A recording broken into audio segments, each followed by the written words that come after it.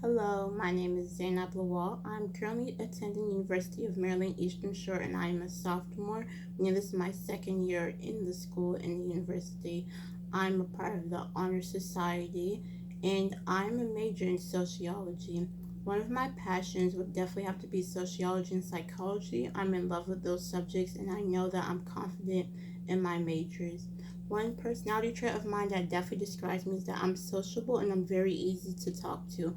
I try to make sure to not build a wall around me. So if people want to ask me for help or if people just want to talk to me, they can easily approach me because it's very important as a human that you meet people that are easy to converse with and people that share similar interests as you. One thing that definitely would describe me and my favorite item of choice that I'm going to decide to show off for this video would be my bracelets. My mother gave me these bracelets around 8th grade.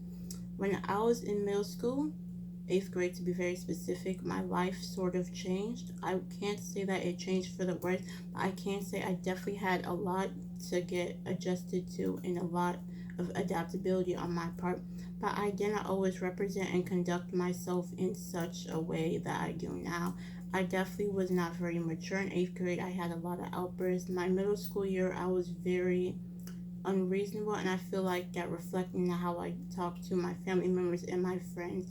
But these bracelets that my mother gave me are very important to me because first of all, they remind me of my family members. My mother and my sister are the most important people to me in the world, as well as my grandmother. And every time I look at these bracelets, since I've basically worn them like every day in my life since she gave them to me, it reminds me of all the memories that I have with them.